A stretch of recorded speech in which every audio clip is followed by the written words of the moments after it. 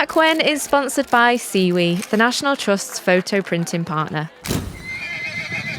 Every image captures a story. Seawe's support means the National Trust can protect our nation's memories by caring for and sharing our vast collection of historic photographs.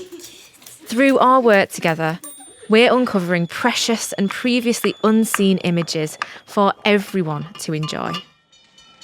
Discover our work snapshotting 200 years of history. Search online for Seawe, that's CEWE, and the National Trust. Elizabeth Clarke says that he was lucky that he hadn't leapt onto his face, squeezed down his throat, and deposited a feast of toads in his belly. I can feel this is a woman at the end of her rope. She's been kept up for 4 days. She's elderly. She has one leg. She's poor. She probably just wants all this to be over. And I don't like to think about where she'd gone psychologically to get to that point. In the UK, more than half of us own a pet. And I've got 3 cats, Paddy, Lily and Sanna. We feed them, speak to them and keep them safe. But 400 years ago, doing any one of those things could have led to your death. We're taking you back to the 1600s, when keeping a pet could have got you accused of witchcraft, and uncovering the strange stories of witches' familiars. Have you ever imagined being a fly on the wall of history? Join me for an inside view of the stories of people, places and moments that made us. I'm historian Helen Antrobus.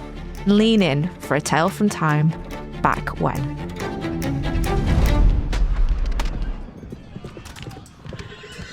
Life's hard for regular people in the 1640s.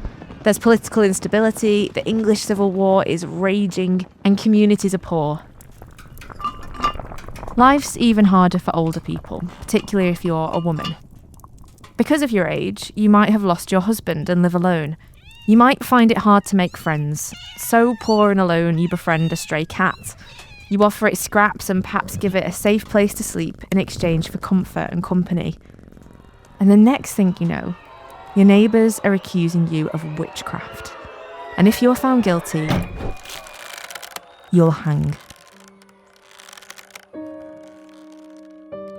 Situations like this are not so uncommon.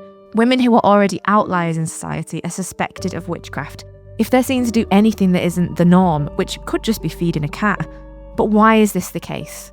And why are cats and other animals so linked to witchcraft? Well, to understand that, we first need to know why the hunt for witches began. My name is Dr. Romany Reagan. I'm a scholar of what I like to call dark heritage and feminist stories, untold stories and hidden histories.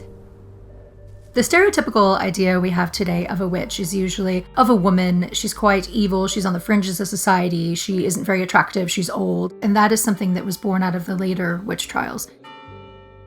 If we look at the long 400-year history of the witch trials, originally it was for acts of heresy. So to be accused of witchcraft was actually to be against the church using magic in some sort of way, whereas later definitions of witchcraft then became more personal and more against women specifically. People were losing their children, their crops were failing, there was political instability, people needed a reason, and it's much easier to believe that there's someone inflicting this pain on you than to think that you're out of control in your life. Then you get the neighbors accusing their neighbors, and that was usually the most vulnerable members of society, which would have been the older women. It's quite sad when you consider that the people that they were launching all these complaints against were the ones who had no one to advocate for them. Between 1542 and 1736, approximately 1,000 people are killed for being so-called witches. Belief in witchcraft and accusations of it fluctuate in popularity. But during the height of witchcraft hysteria, self-appointed witch hunters look for telltale signs of witchery.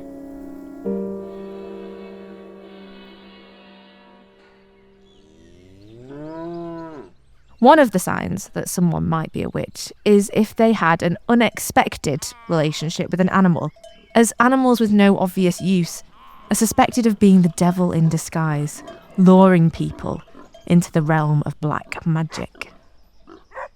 We love our pets so much, it's really hard to think of and cast our mind back to what society thought of animals at that time.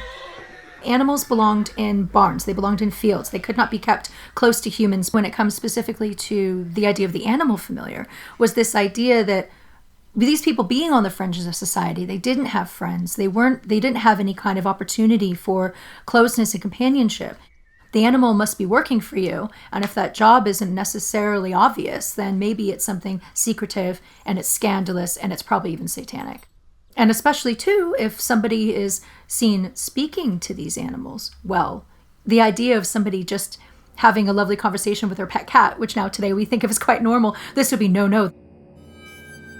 What was specific about the idea of keeping a familiar was that Satan would usually come in different forms. And so he would often appear as animals, because the idea was that in order to seal a pact with a familiar, you would be feeding them blood to have them perform the evil deeds. But no one actually saw this, and if something's done in secret, how can you prove that it is or isn't done? What's interesting about the idea of animal familiars at this time is that it's uniquely English. And this is because of Protestantism. Witchcraft and religious beliefs are closely entwined, and you can see this reflected in the way witchcraft was thought to take place. In Europe, where many people have Catholic beliefs, witches are thought to go to a specific place to meet with a familiar and speak with the devil. This is in parallel with how people would go to church to meet with a priest and talk to God. In England, where many people now have Protestant beliefs, the devil is believed to come to a witch's home in the form of a familiar, in the same way that regular people might pray to God at home.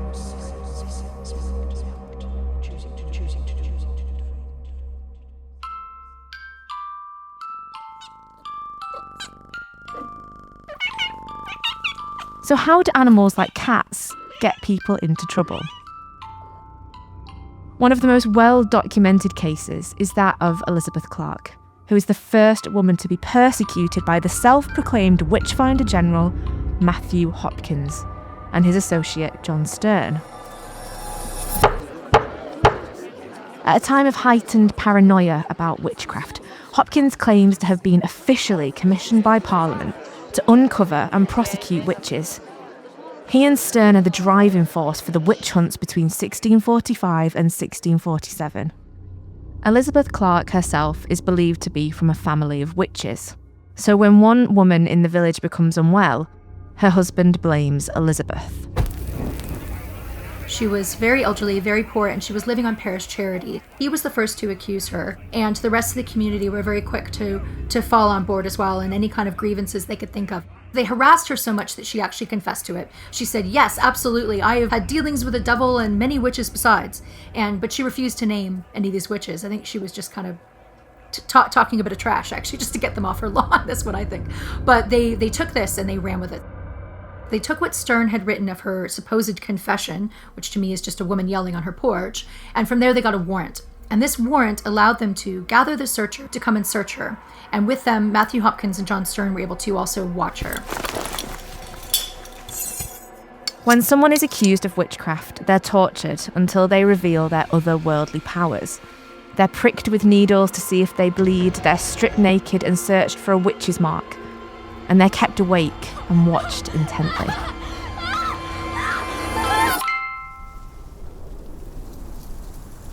So you have the prickers and the watchers who would corral this woman in her home for 4 days and 4 nights, and they sat her on a stool and they just stared at her basically, and they just made sure that she couldn't sleep. You can see the fever dream aspect of it. You've been up for days and you are expecting malfeasance. You know she's a witch. You're just waiting for that proof. And she lasted out for 2 days before she started to name names. Then she started to discuss her familiars. And you can understand this now as a kind of fever dream. She talks about the animals that come to her and what their names are. And you can almost envision her making them up on the spot because they're bizarre names like Vinegar Tom or Sack and Sugar. And so eventually when a small cat comes into the house, oh my gosh, finally, this is the familiar. And so there was a cat, there wasn't a cat, and there was a dog that, oh no, it wasn't a dog. And then eventually there was a rabbit that came in, and this was Sack and Sugar.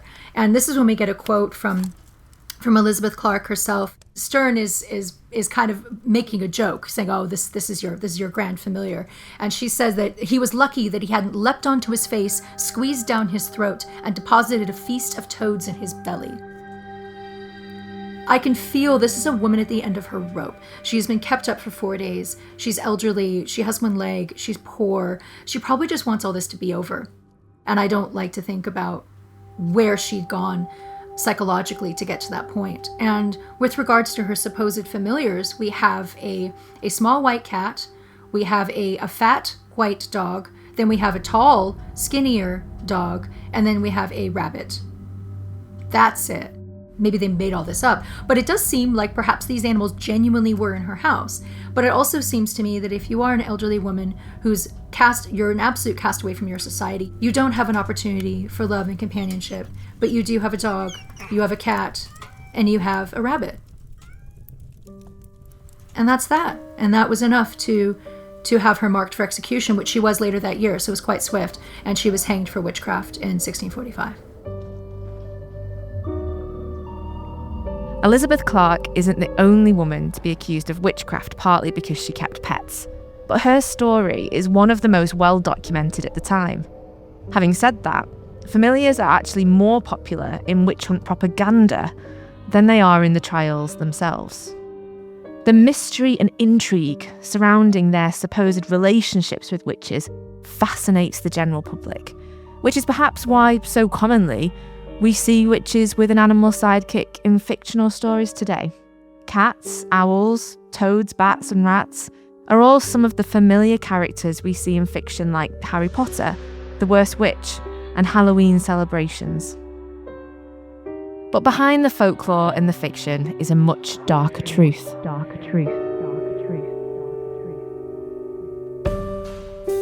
In reality, people are looking for someone to blame for their hardships. So the truth is twisted to fit a narrative and explain their misfortunes. Anything seen out of the norm can be used against you. And ultimately, if you have the misfortune of being an animal lover who is seen as an outsider, you are an easy target for an accusation of witchcraft.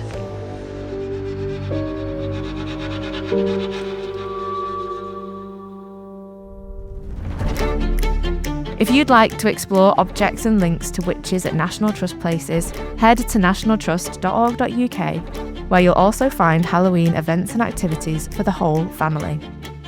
Thanks for listening to this episode of Back When. If you've enjoyed it, make sure you follow, rate and review us on your favourite podcast app. We'll be back in 2 weeks with another story. See you next time. This podcast is sponsored by Siwi, Europe's leading photo printing company. Every image you capture tells a story. Discover ideas for curating and creating your special memories and unique gifts for loved ones. From high-quality, personalised photo books to wall art made from your favourite photos. Head to Siwi, that's cewe.co.uk, and start creating your story.